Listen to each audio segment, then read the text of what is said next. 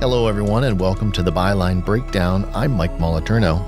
Today, we take you to East Palestine, a town of fewer than 5,000 residents still grappling with the aftermath of a toxic chemical train derailment nearly 8 months ago. From once bustling shops facing closures to the reopening of critical roads, it's a story of optimism meeting anxiety head-on. Local businesses are not just fighting to keep their dreams alive, but are also striving to breathe new life into a community overshadowed by an environmental and economic crisis. As the holiday season approaches, they're getting creative to bring customers back, while the town itself looks for ways to recover and thrive. Joining me today is Deanne Johnson, a senior reporter with the Business Journal and a resident of East Palestine. Johnson has been covering the story since day one, when she was forced to evacuate her home due to its proximity to the crash site. Deanne, thank you very much for being here. Thank you. First off, could you tell us about your personal connection? Obviously, you live in East Palestine. Could you tell us what it's been like covering this story and why it's important to you? Yeah, I felt when this happened that I would be letting the community down if I didn't shed some light on it. At the time when it happened, I don't think I recognized that the entire national media would descend upon them. But after a while, of course, most of them have gone away. They may occasionally revisit, but I go back home every night and live within 0.8 miles of where the derailment happened. So I've seen a lot of things change. So could you talk a little bit about what has changed over the past 8 months in East Palestine? The best way I could describe it is there seems to be a lot of businesses that are struggling to get people there. There's some people butting heads over things that they used to worry about, how will we afford this or how could we do that? And now they butt heads over whether how much money is coming in and what they should be doing with it. And there's a lot of fear. There's a lot of people that are afraid to live in their homes, or people that used to come to town to shop that are afraid to come into town. I would say back about a week or two into the whole derailment, I said, you had to go out of your way to go to East Palestine. It's not really on the way to anywhere. And my fear was people were now going to go out of their way not to come to East Palestine. Mm-hmm. And I think in a lot of ways that has come true. How are the businesses coping, particularly the ones downtown, the ones who have been most affected by this? Yeah, so I've been visiting with some of the businesses lately, and a lot of them continue to tell me that there are days when they don't see a customer or their sales are down 50%.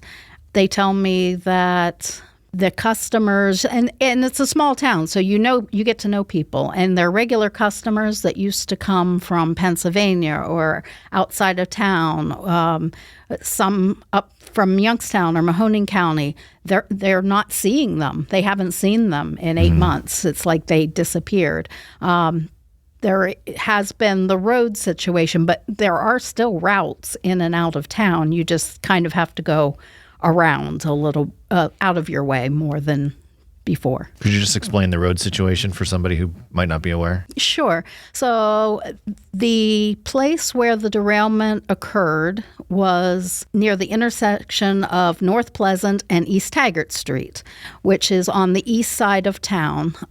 East Taggart Street turns into Taggart Road, which goes right into Pennsylvania. And it was the route that most people who live in East Palestine, especially if they're going to Chippewa Township, where there's Walmart and Giant Eagle and a lot of shopping, that's the way they go to get into Pennsylvania. And likewise, a lot of people come in from Pennsylvania on Taggart Street to buy gas, for instance. With the high taxes on gas in Pennsylvania, they find a cheaper amount, a cheaper price for gas. So they'll come in, and there's always lines at the gas station right there, leak oil right there on the border. So people use Taggart Road a lot. Well, since the derailment occurred, they have been cleaning up down by the railroad tracks right there along East Taggart Street, and they just closed it off.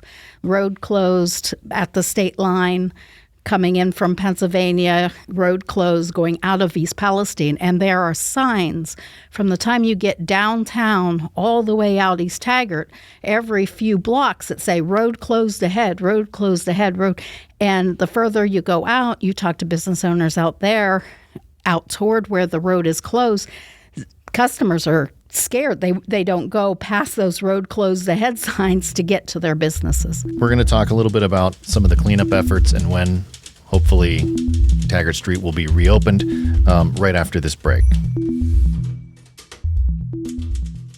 Attention all business enthusiasts in Northeast Ohio and Western Pennsylvania. The Business Journal has been your trusted partner since 1984, giving insights, updates, and fostering growth in your region. From Mahoning to Mercer, from Columbiana to Lawrence, we've got you covered. For just $10 a month or $99 a year, unlock our digital troves, or get both print and digital for only $99 a year. Make the smart business choice. Subscribe now.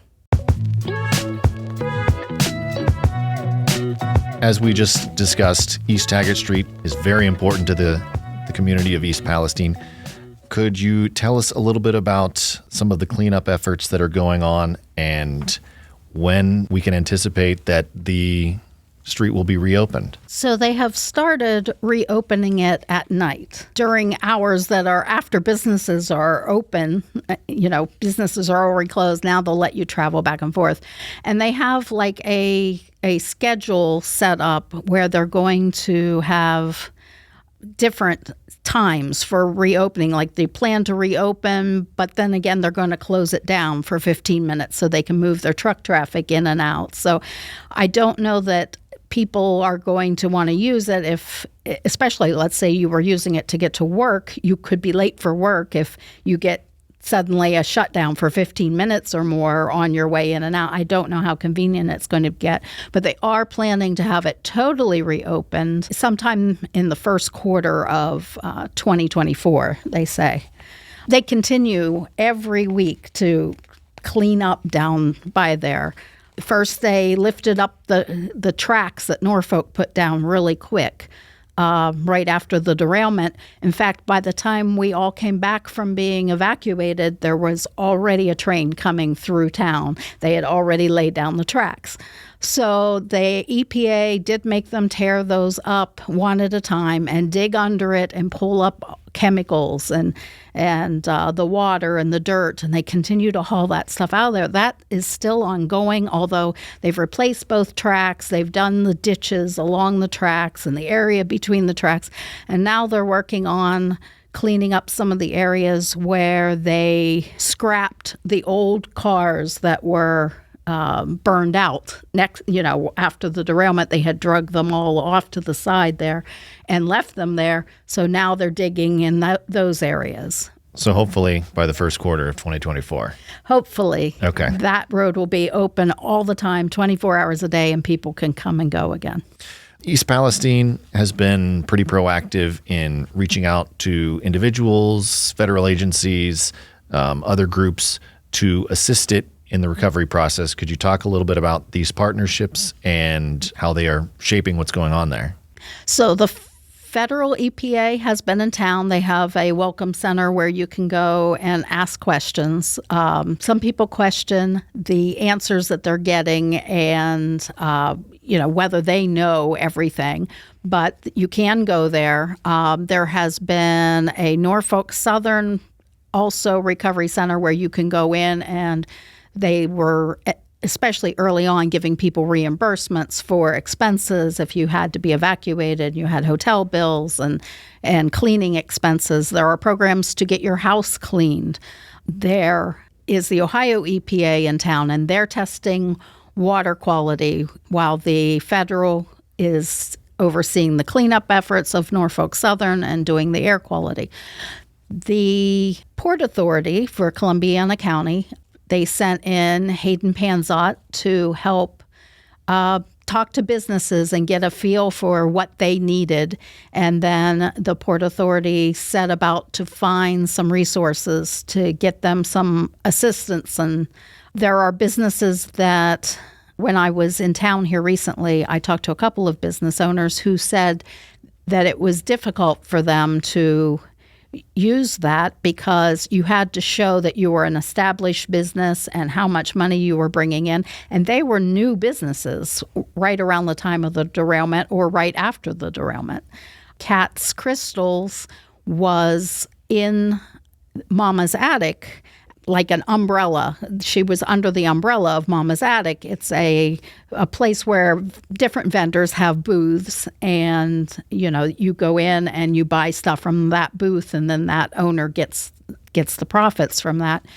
She had expanded rapidly there, but because she was under that umbrella, when she moved her business across the street, she didn't qualify for the assistance because she wasn't able to show the kind of profits or her profits ahead of time or for the paperwork that they needed. One of the funding sources that Hayden Panzot and the Columbiana County Port Authority were able to find was through Omega, which gave some of the business owners a chance to get some funds back to help keep them going. Some of the business owners took it upon themselves also to create some programs. There was one program called Bulldog Bucks where they took some donations that people gave and they sent out to every house in the 44413, which is the East Palestine zip code, these coupons, and they were good for $10 at any of the businesses, or almost any of the businesses in downtown East Palestine. There are a couple provisions, like they couldn't allow it to be used for alcohol or things of that nature, but most businesses participated, and it was able to bring some business back into town. But I think for a lot of the businesses, they feel like the people in town still come downtown and shop, but the people who used to come from out of town aren't coming. Obviously, one of the primary concerns is the impact to the health of the residents. We're going to talk a little bit about that when we return from a break. Hey there, podcast listeners. Do you want to stay ahead in the business game? Dive deep into the heart of Northeastern Ohio and Western Pennsylvania with the Business Journal. For over 3 decades, we've been the beacon for business and community leaders like you. Expand your horizons and your business with our unbeatable subscription offers. Stay informed, stay ahead, subscribe today. So a crucial aspect of the post-derailment East Palestine is the health concerns. And I know you've talked to several residents who are experiencing some adverse health effects as a result of this. Could you talk a little bit about how they are being addressed and what some of the residents are seeing? So there are definitely residents that, especially near the tracks or near the creeks, Leslie Run, Sulphur Run, the creeks that got contaminated, they continue to say they're experiencing rashes, nosebleeds, chemical burn type feelings. And sometimes when you're in town, you can smell the sweet smell. Now, I haven't smelled it in a short while, but I heard somebody say it was really strong the other day. I just didn't happen to be near it at that time. But they continue to have complaints and concerns, and the Columbiana County Health Department and the Ohio Department of Health came into town right as all of this was going on, and they set up a temporary health clinic at the United Church of Christ, and that gave people a place where they could go and maybe get checked out, and they had resources where they could call Ohio State and talk to toxicologists and try to get an idea of what might be causing this. There are a lot of people that, even though the air tests and the water tests come back and say that it's safe, they are still experiencing something, so they question, how can it be safe? And it leads to a lot of fear, I think, in residents, especially those that live near where they're doing all the cleanup and near the creeks where all this is going on. So after they set up the Columbiana County Health Department site, they eventually decided they needed a permanent location. And East Liverpool Hospital, City Hospital, decided that they were going to get involved, and they came in and they set up the East Palestine Clinic of East Liverpool City Hospital in a former doctor's office that was not being used anymore right in town, so that people could continue to see the same people and get care from people who know about what's going on. But there's people that don't feel that maybe anyone really knows what these chemicals will do to someone long term. Well, lastly, let's just wrap up by talking about what you think the future for East Palestine will be, or how do you see the community coming out of this over the next 6 months to a year? There's a lot of good things going on. There's some criticism that a lot of it is coming from money from Norfolk Southern. Norfolk has pledged like $95 million at this point for various projects around the community, including putting in a brand new park, $25 million for that.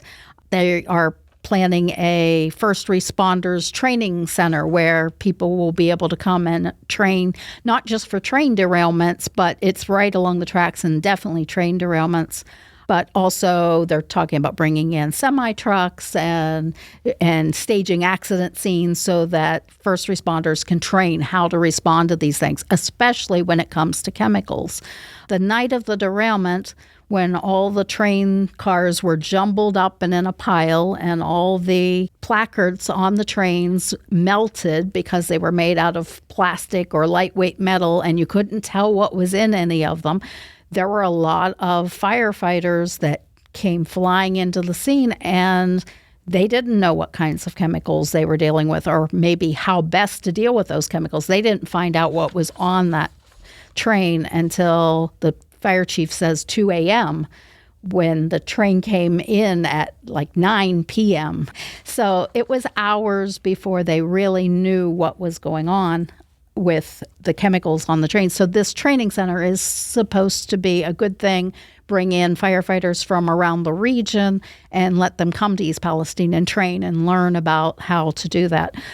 The Norfolk Southern has also talked about a program that would take, if you sell your house to someone, whatever the appraised value was before the derailment occurred, and let's say you sell your house, but it goes for less than that, they've talked about a program that would make up that difference for home buyers. Not sure yet, how many people are wanting to buy houses to move to East Palestine. I do know businesses that are getting out of East Palestine. But hopefully, with a brand new park, a brand new swimming pool, a place for first responders to go, and hopefully as the cleanup finishes and dies down and they're not out there digging stuff up all the time, hopefully life will get back to normal. And I think there's a whole contingent of people in town that are really hopeful that that's going to be how it is. I've lived in East Palestine for 20 years, and it's a community where a lot of people have family and generations, and they can say, my grandfather played for the Bulldog football team way back when, and they have stories and family. And there's a lot of people that are now banging heads as to whether we should all be leaving or whether the future is going to be a better place. So it's to be determined. Thank you very much for joining us today, Deanne, and sharing your insights with us. To our listeners, be sure to check out Deanne Johnson's article. A link will be in the show notes. Thank you very much for listening to this episode of the Byline Breakdown. I'm Mike Moliterno. You wouldn't drive a car without a map, so why navigate the business world of northeastern Ohio and western Pennsylvania without the Business Journal? Trusted since 1984, we're the compass pointing you to growth and prosperity. Digital, print, why not both? We've got subscription options tailored for every business-savvy individual. Light up your path to success. Subscribe to the Business Journal today.